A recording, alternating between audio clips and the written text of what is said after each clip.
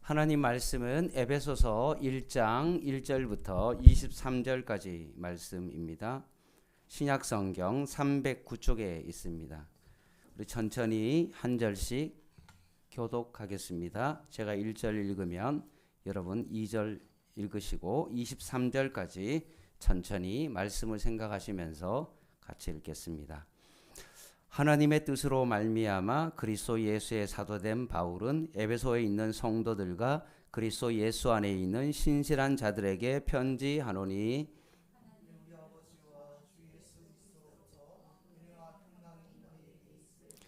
찬송하리로다. 하나님 곧 우리 주 예수 그리스도의 아버지께서 그리스도 안에서 하늘에 속한 모든 신령한 복을 우리에게 주시되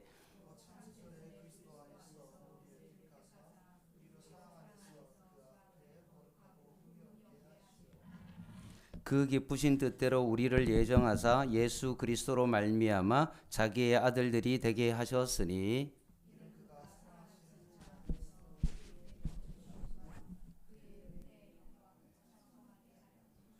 우리는 그리스도 안에서 그의 은혜의 풍성함을 따라 그의 피로 말미암아 속량 곧 제사함을 받았느니라. 그 뜻의 비밀을 우리에게 알리신 것이요 그의 기뻐하심을 따라 그리스도 안에서 때가 찬 경륜을 위하여 예정하신 것이니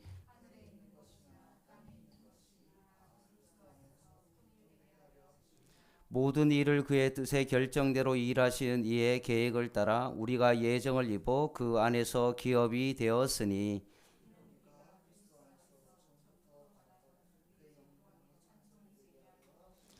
그 안에서 너희도 진리의 말씀 곧 너희의 구원의 복음을 듣고 그 안에서 또한 믿어 약속의 성령으로 인치심을 받았으니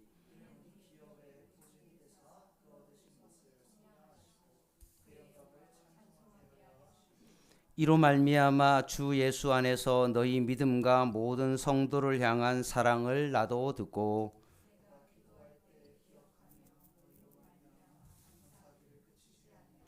우리 주 예수 그리스도의 하나님 영광의 아버지께서 지혜와 계시의 영을 너희에게 주사 하나님을 알게 하시고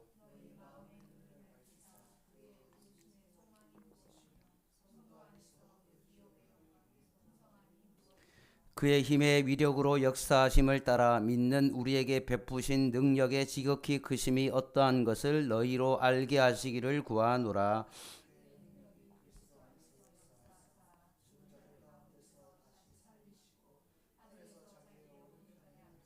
모든 통치와 권세와 능력과 주권과 이 세상뿐 아니라 오는 세상에 일컫는 모든 이름 위에 뛰어나게 하시고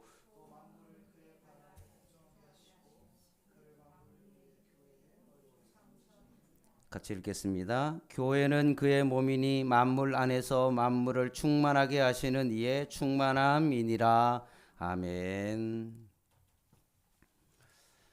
저희가 구약을 마무리하고 신약으로 넘어와서 마태, 마가, 누가, 요한의 사복음서를 봤습니다. 복음서를 보고 역사서인 사도행전을 마무리하고 이제 서신서를 통하여서 우리가 여행을 하고 있습니다. 첫 번째 여행지는 어디였습니까? 진짜 여러분 유럽 여행 돈 주고 가는 것보다 모르겠습니다. 제가 생각하기에 이렇게 수요예배에 나와가지고 매주마다 유럽과 아시아 여행을 다니는 게 더 은혜가 되고 그냥 가서 맛있는 데 가서 맛집에서 먹고 그냥 건물 앞에서 사진 찍고 나 여기 다녀왔네 라고 그렇게 하는 것보다 오히려 성경의 어떤 여행 속으로 들어간다 라고 생각하시고 여러분 마일리지 좀 많이 쌓으시고 그런 마음을 가지고 서신서를 하나하나 정복해 가고 여행을 간다라는 그런 마음으로 가시면 되겠습니다. 첫 여행지가 어디였습니까? 어디였죠? 이탈리아 로마였습니다. 로마 다 다녀오셨죠 벌써? 예.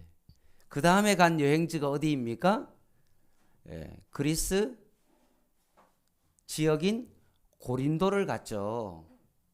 그리스 갔다 왔습니다. 또 세 번째 여행지는 어디였습니까? 터키 갔다 왔죠.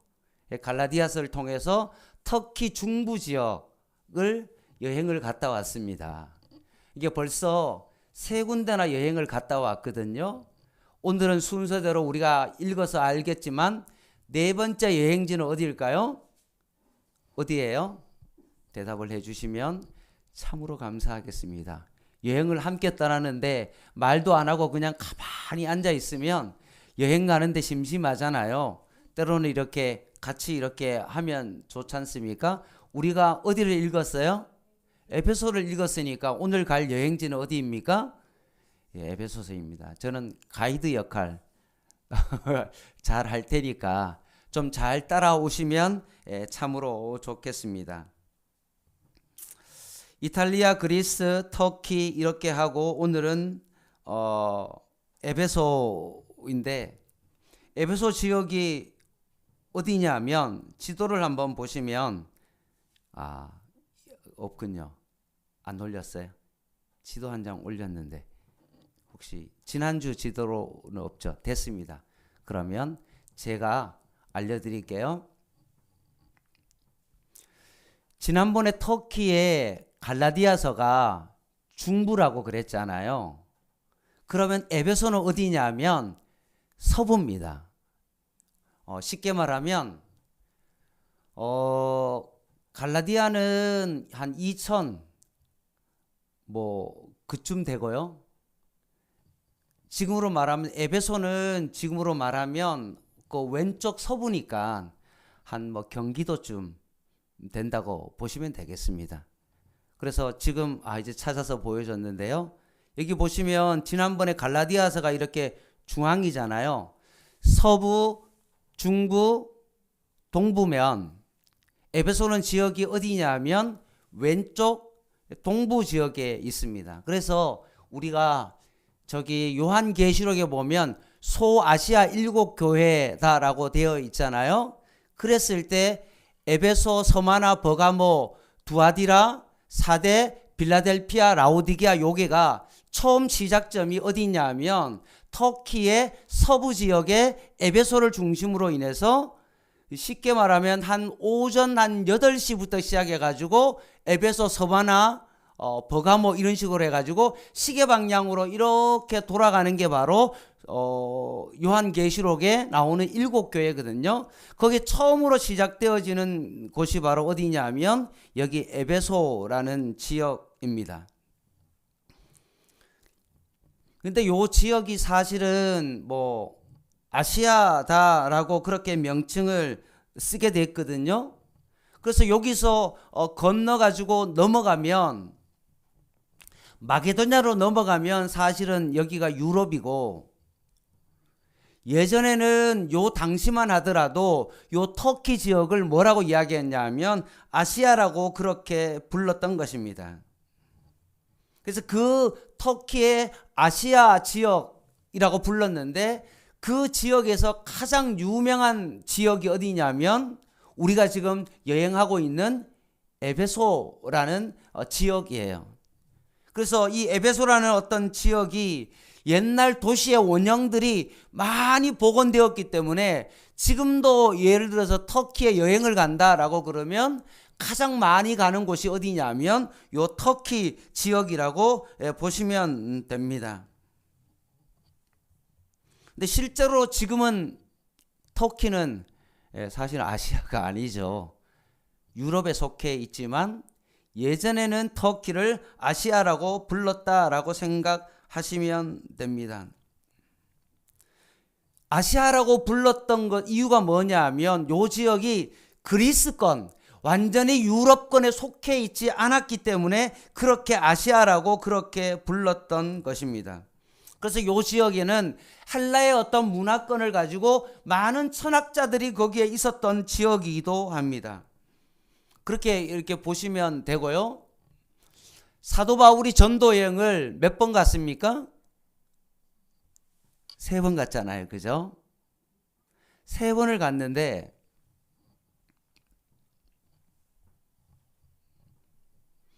특별히 3번을 다니는 중에 사도 바울이 3차 여행 때 요 에베소라는 요 지역에 가가지고 3년 동안 머물러서 목회를 했어요.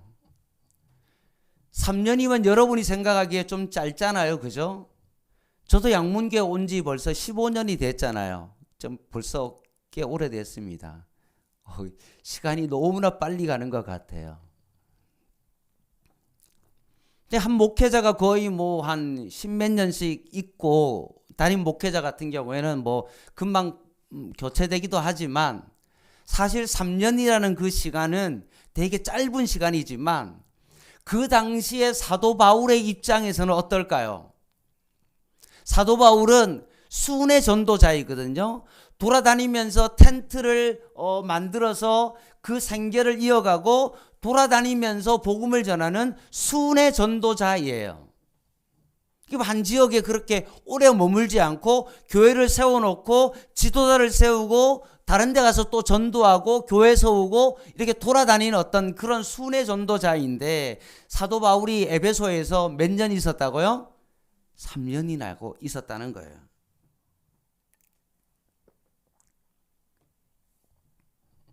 그리고 그 이후에 사도 바울의 뒤를 이어서 에베소 지역을 목회했던 사람이 누구냐 하면 너무나 유명한 디모데, 요한, 정말로 굵직한 그런 사역자들이 목회를 했던 곳이 에베소예요. 그것이 무엇을 의미하냐 하면 이 에베소라는 이 지역이 이 아시아 지역에서 너무나 중요한 지역이라는 거예요.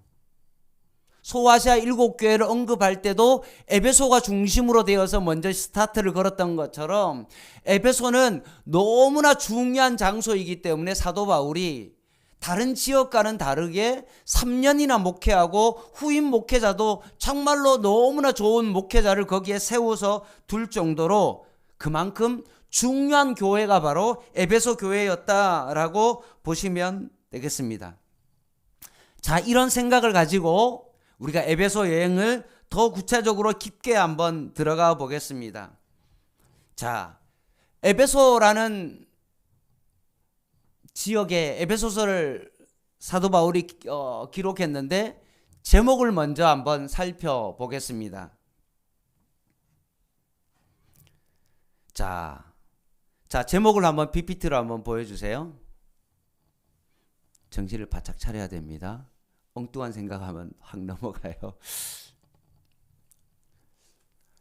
여러분, 에베소 하면 늘 생각해야 되는 게 뭐냐 하면, 여러분, 에베소서는 교회라는 것을 잊어버리면 안 돼요. 에베소 하면 일단 가장 핵심적인 단어가 뭐냐 하면 교회입니다. 그것을 기억하면서 제목을 한번 읽어보도록 하겠습니다. 시작. 교회의 영광과 성도의 삶이라고 제목을 제가 붙였습니다. 에베소 교회는 참 중요한 교회이고 지역도 그렇고 규모도 그렇습니다. 그런 의미에 있어서 에베소서의 배경을 조금 더 다시 한번 더 살펴보겠습니다. 아까 사도 바울이 3번 전도 여행을 간 가운데 3년 동안 거기에 길게 있었고 너무나 에베소라는 교회를 너무나 잘 알고 있었죠. 그 이후에 3차 전도 여행 이후에 사도 바울이 어디로 갔습니까? 예루살렘으로 갔죠. 그래서 거기서 잡혀가지고 어떻게 합니까? 로마로 후송이 되잖아요. 그래서 로마에 가가지고 사도 바울이 어떤 일이 있었냐 하면 로마의 어떤 감옥에 투옥되고 석방을 하다가 이게 되게 반복적인 어떤 일들이 일어나고 거기서 순교하게 되거든요. 그랬을 때 로마 감옥이라는 이 감옥에서 사도 바울이 쓴 편지가 뭐냐? 서신서 가운데 감옥에서 썼다라고 해가지고 이 서신을 뭐라고 이야기하냐면 옥중서신이다 라고 말하는데, 로마의 감옥에 있을 때 사도 바울이 에베소, 빌립보, 골로새서라는 그 옥중서신을 쓴 것이 바로 에베소입니다.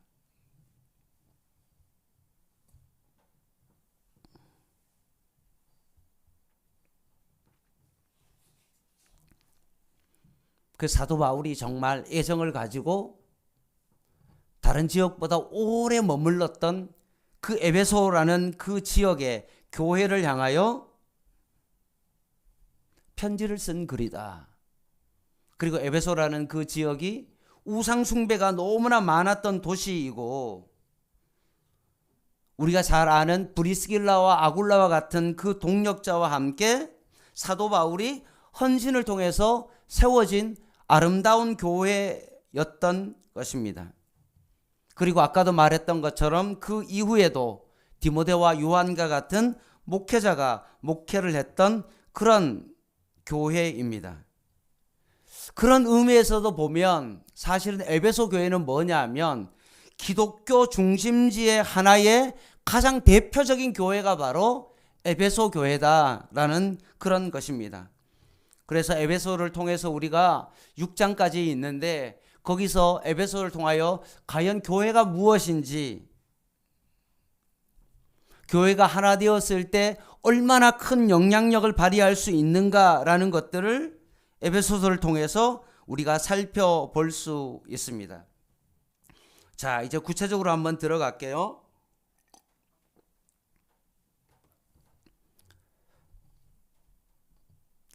서신서 로마서를 볼 때 로마 교회에게 편지를 썼을 때 사도 바울은 어떤 의도를 가지고 썼습니까? 온 인류를 향한 하나님의 구원에 대한 복음의 메시지잖아요. 유대인도 헬라인도 다 죄인이고 그들도 예수님을 믿어야 구원을 받을 수 있다라는 온 인류를 향한 하나님의 놀라운 구원의 계획을 선포한 것이 로마서입니다. 그러면 에베소서는 뭐냐? 온 세상을 회복할 하나님의 도구인 교회에 대한 말씀이 바로 에베소서입니다. 구체적으로 에베소서는 그리스도 안에서 연합된 어떤 교회가 세워져서 어떻게 하나님의 나라를 이룰 것인가에 대한 말씀입니다.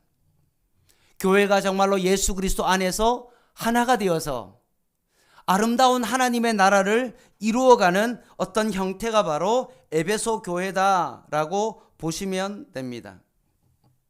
그래서 1장에서 3장까지는 무엇입니까?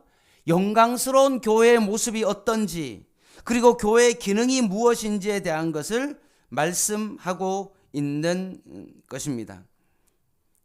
그래서 교회라고 하면 우리가 양문 교회라고 생각하면 다 건물을 생각하기도 하지만, 사실은 교회라고 그러면 교회 공동체를 구성하는 사람들이 어떤 모습이냐, 이게 바로 교회이죠.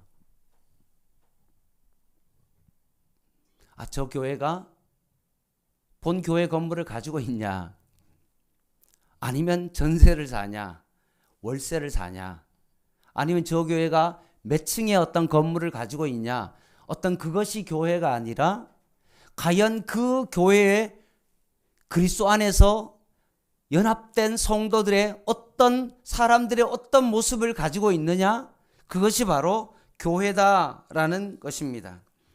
그리고 뒷부분에 보면 4장에서 6장까지의 말씀은 뭐냐 하면 교회 안에 있는 백성들이 하나 되는 삶에 대해서 말씀하고 있는 것입니다.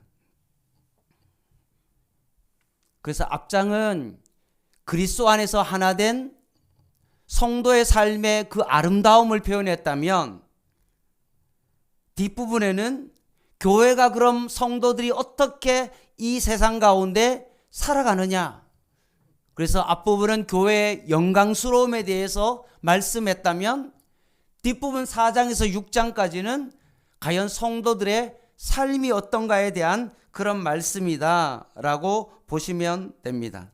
자, 1장부터 한번 좀 보겠습니다. 1장부터 보는데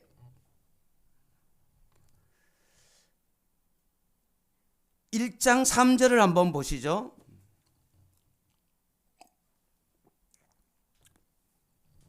잘 따라오시기 바랍니다. 중간에 보면 그리스도 안에서, 4절에도 보면 그리스도 안에서, 사랑 안에서, 6절에도 보면 사랑하시는 자 안에서, 7절에도 보면 그리스도 안에서, 그리고 10절에 보면 다 그리스도 안에서 통일된다.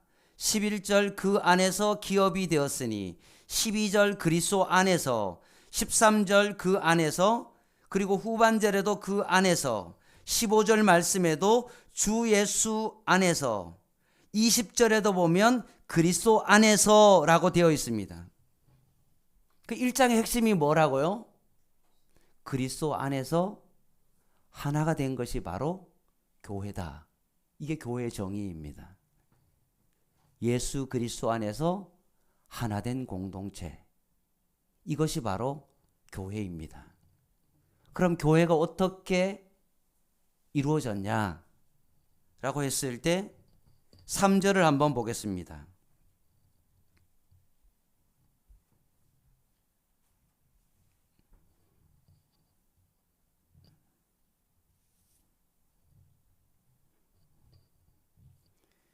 (3절을) 자세히 보면 찬송하리도다 하나님 곧 우리 주 예수 그리스도의 아버지께서 라고 되어 있잖아요.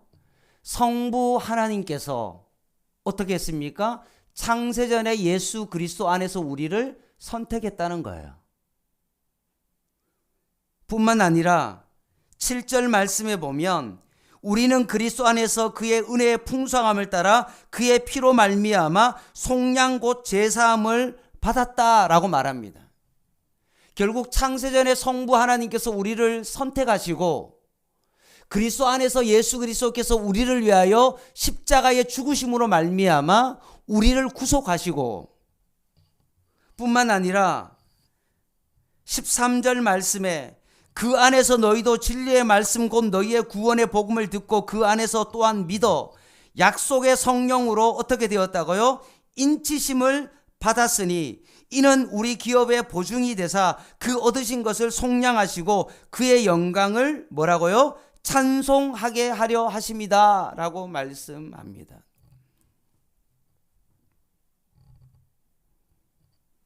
교회는 어떤 한 목회자가 예를 들어서 야, 내가 이제는 개척해야 되겠다라고 생각해서 건물을 구매하거나 상가를 매매하거나 해서 예배를 드리고 성도를 불러 모아서 그 구성원들이 이뤄서 교회 간판을 달고 땡땡땡 교회라고 붙였을 때 그게 교회가 아니라, 교회는 뭐라고요? 성부 하나님께서 창세전에 우리를 선택하시고 예수 그리스도 안에 우리를 속량하실 뿐만 아니라 성령의 보증을 통한 그 인치심을 통하여 예수 그리스도 안에서 우리를 하나된 모습으로 결국 우리를 교회로 부르셨다는 겁니다. 이게 뭡니까? 교회라는 겁니다. 그리스도 안에서 하나된 공동체. 어떤 한 목회자의 어떤 열정과 어떤 한 장로님이 예를 들어서 물질이 많아서 교회를 건축하고 난 다음에 목회자를 모시고 성도들을 전도해가지고 그렇게 교회라고 불려지는 것이 교회가 아니라, 교회는 삼위일체의 그 하나님께서 우리를 선택하실 뿐만 아니라 우리를 통하여서 결국은 그리스도 안에서 하나가 되게 하시려고 삼위일체의 하나님께서 교회를 세우셨다라고 말씀하십니다. 그래서 1장 10절을 한번 보시기 바랍니다. 1장 10절요. 같이 한번 읽어보겠습니다. 시작. 하늘에 있는 것이나 땅에 있는 것이 다 그리스도 안에서 통일되게 하려 하심이라. 아멘. 그래서 에베소서에 그리스도 안에서, 주 안에서라는 요 단어가 33번이나 쓰이고 있습니다. 그러니 우리는 다시 한번 교회의 정의를 어떻게 해야 되냐? 그리스도를 머리로 한 하나된 지체가 모인 곳, 그것이 뭡니까? 교회입니다. 주 안에서 하나된 공동체, 이것이 바로 교회입니다. 그래서 교회의 하나됨은 너무나 중요한 거죠. 교회를 설명할 때 주 안에서 그리스도 안에 있는 것, 이것이 교회입니다. 어떤 한 목회자의 어떤 리더십, 어떤 성도의 어떤 강력한 어떤 리더십에 따라 교회가 움직이는 것이 아니라, 교회는 뭐라고요? 그리스도 안에 있을 때, 주 안에 있을 때, 그리스도 안에서 하나가 되어질 때 뭐라고 말합니까? 그것이 바로 교회입니다.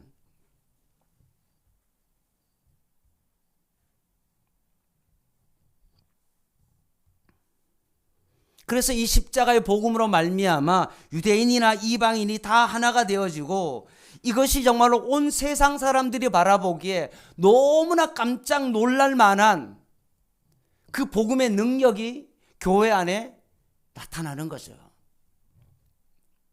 귀족과 종이 예수 믿는 것 때문에 원형 경기장에서 죽어갈 때 도저히 정말 귀족과 종이 손을 잡을 수 없는데, 그 복음으로 말미암아 하나 되어진 어떤 그 모습을 통하여서 그 복음의 능력이 온 세상 가운데 나타나는 것, 이것이 바로 복음이라는 것입니다.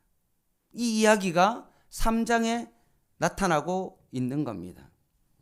그러면 이 교회가 하나 된 모습으로 나타난다면 과연 그 삶은 어떻게 되어지냐, 그들이 어떻게 성장하느냐라는 것을 오늘 말씀하고 있는데, 4장 22절을 한번 보겠습니다.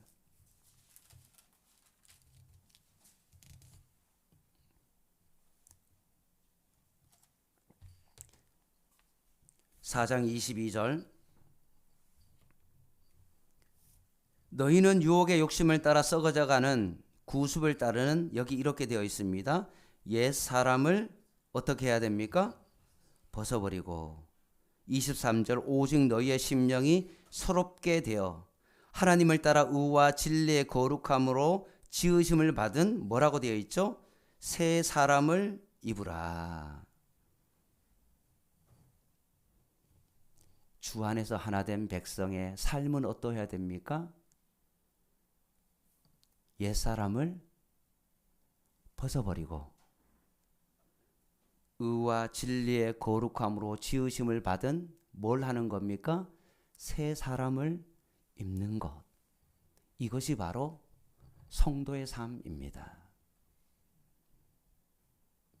옛날에는 여러분, 직장 생활 하다가 힘든 일이 있으면 어떻게 합니까? 동료들과 저녁에 한잔하면서 자기 스트레스 풀고 밤새도록 뭐 주고받고 막 몇 차까지 가면서 그렇게 자신의 어떤 어려움과 고민을 그렇게 풀어갔다면, 그거는 옛사람의 모습이죠. 그러면 예수 믿는 사람이 복음 안에서 하나가 되어지고 그리스도의 피로 말미암아 속량함을 받은 사람은 어떠해야 됩니까? 이제는 성도의 새로운 삶이 열려지는데, 옛날과 똑같이 술 먹으면서 자신의 스트레스를 풀고 그것을 가지고 해결하려고 그렇게 살아가면 성도의 삶이 아니라는 거예요. 어떻게 해야 됩니까?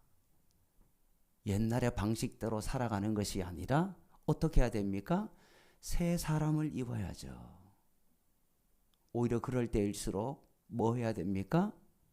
교회 나와서 더 하나님 앞에 오히려 어려울 때일수록 더 기도하고, 이 어려움 속에서 하나님의 뜻이 어디 있는지를 바라보면서 말씀을 통하여 하나님의 뜻을 찾고 그렇게 살아가는 것, 이것이 뭡니까? 성도의 삶이다 라고 말씀합니다. 그러면서 에베소에서 새 사람을 입고 난 다음에 이제부터 5장 6장에서 보여주는 것이 뭐냐 하면, 관계가 회복되는 일이 벌어진다는 것입니다. 예전에는 옛사람으로 살아갈 때는 관계가 틀어졌는데 이제는 주 안에서 우리가 새로운 피조물이 된 사람은 어떤 일이 벌어집니까? 회복의 역사가 일어난다는 겁니다. 그 회복의 역사가 어디서부터 일어나죠? 가정에서부터 일어난다는 거예요. 뿐만 아니라 가정에서 일어나는 것이 아니라 세상의 제도나 어떤 그런 것들이 회복되어진다는 겁니다. 부모와 자녀와의 관계가 회복되어지고 사회에서 모든 관계가 회복되어지는 그런 일들이 일어난다는 것입니다. 5장 6장에 보면 이 모든 관계가 그리스도 안에서 하나 될 수 있다고 말씀하십니다. 그러면서 6장 말씀 한번 볼까요? 6장 11절입니다. 6장 11절 같이 한번 읽어보겠습니다. 시작. 마귀의 관계를 능히 대적하기 위하여 하나님의 전신갑주를 입으라. 아멘. 말로 하나 된다고 해서 하나 되는 것이 아니라 우리가 주 안에 있을 때 우리는 하나 될 수 있고 하나된 교회 공동체는 하나님의 전신갑주를 입고 살아갈 수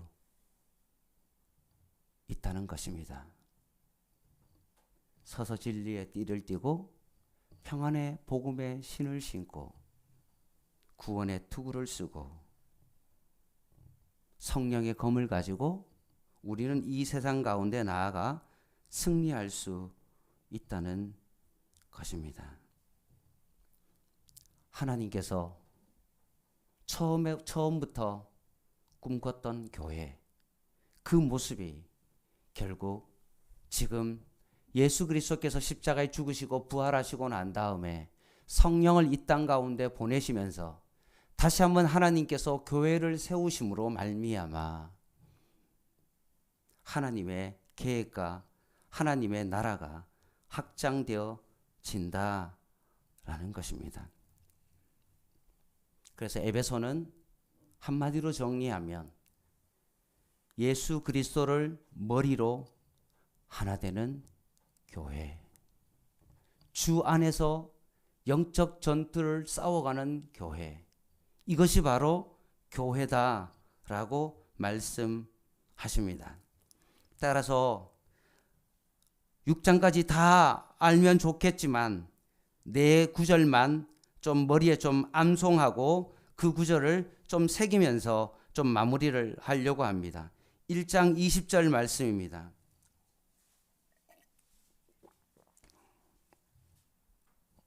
1장 20절.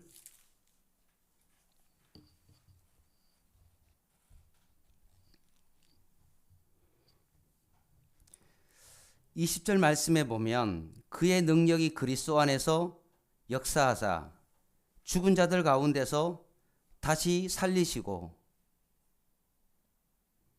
22절 하반절 말씀에 그를 만물 위에 교회의 머리로 삼으셨느니라.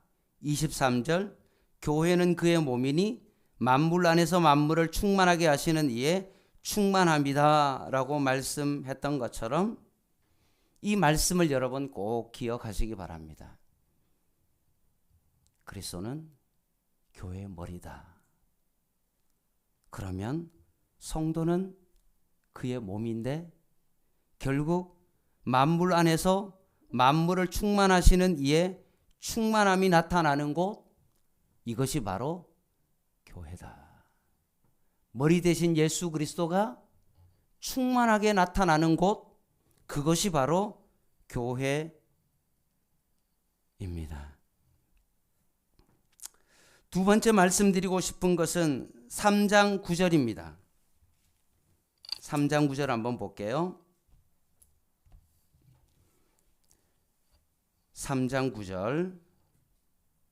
영원부터 만물을 창조하신 하나님 속에 감추어졌던 비밀의 경륜이 계획이 어떠한 것을 드러내게 하려 하심이라. 이는 이제 교회로 말미암아 하늘에 있는 통치자들과 권세자들에게 하나님의 각종 지혜를 알게 하려 하심이니라고 되어 있습니다. 하나님의 비밀이 어떻게 나타난다고요? 교회를 통해서 나타난다는 겁니다. 교회를 통해서 하나님의 모든 각종 지혜를 알려주신다는 겁니다. 이게 교회의 사명이죠. 보이지 않는 그 하나님을 교회를 통하여서 하나님의 각종 지혜를 알려주시는 것, 이것이 바로 교회의 모습입니다. 자, 세 번째입니다. 4장 13절입니다.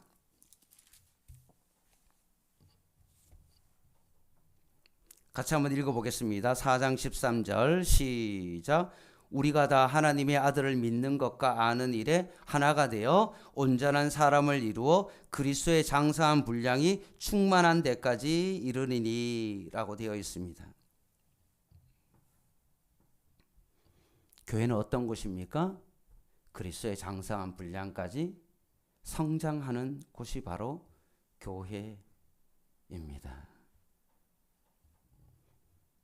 마지막으로 6장 11절 말씀 아까 읽었던 마지막입니다. 마귀의 관계를 능히 대적하기 위하여 하나님의 전신갑주를 입으라. 이게 바로 에베소 교회의 핵심 구절입니다.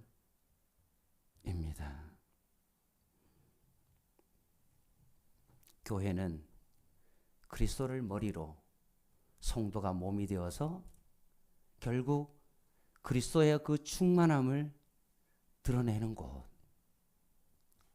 뿐만 아니라 하나님의 비밀의 그 경륜과 그 계획을 교회를 통해서 드러내는 곳 뿐만 아니라 교회는 하나님의 아들을 믿는 것과 아는 것에 있어서 하나가 되어 그리스도의 장성한 분량까지 늘 자라가는 것, 매일 젖먹이 아이로 젖만 달라고 하고 목회자가 정말로 필요한 어떤 것을 늘 채워주기를 바라는 어떤 그런 신앙에 머무르는 것이 아니라 때로는 이제는 단단한 식물까지도 먹을 수 있는 그리스도의 장성한 분량까지 자라나는 곳, 그것이 바로 교회입니다.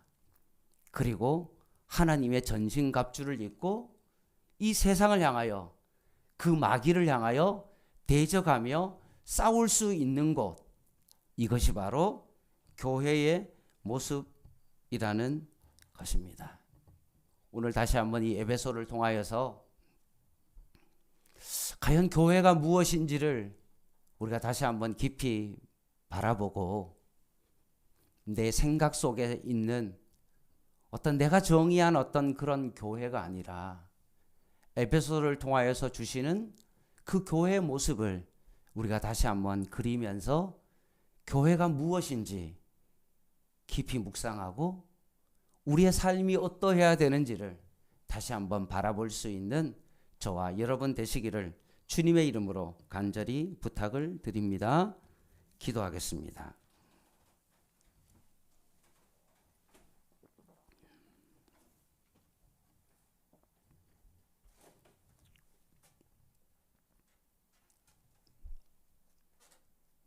하나님 아버지, 우리의 인간의 힘으로 하나 되려고 하는 것이 아닌 우리가 늘 주 안에서 하나된 모습으로 그리스도의 충만함이 교회 가운데 날마다 드러나는 그런 은혜가 양문교회 안에 있게 하여 주시옵소서.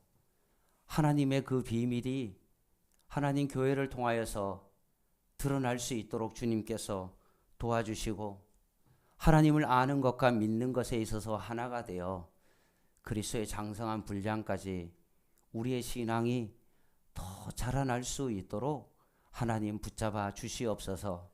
주님 만나는 그날까지 우리의 신앙이 더 자라나게 하여 주시고 2025년 올 연초에 주님을 사랑하는 그 마음보다 지금 더 주님을 더 깊이 사랑하는 그 마음이 일어나게 하여 주시고 양문교회가 우리를 방해하는 그 마귀를 대적하고 하나님의 전신갑주로 물리치는 하나님의 놀라운 승리의 삶을 살아가게 하여 주시옵소서.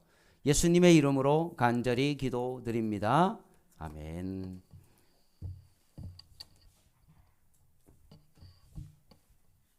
함께 찬양하도록 하겠습니다.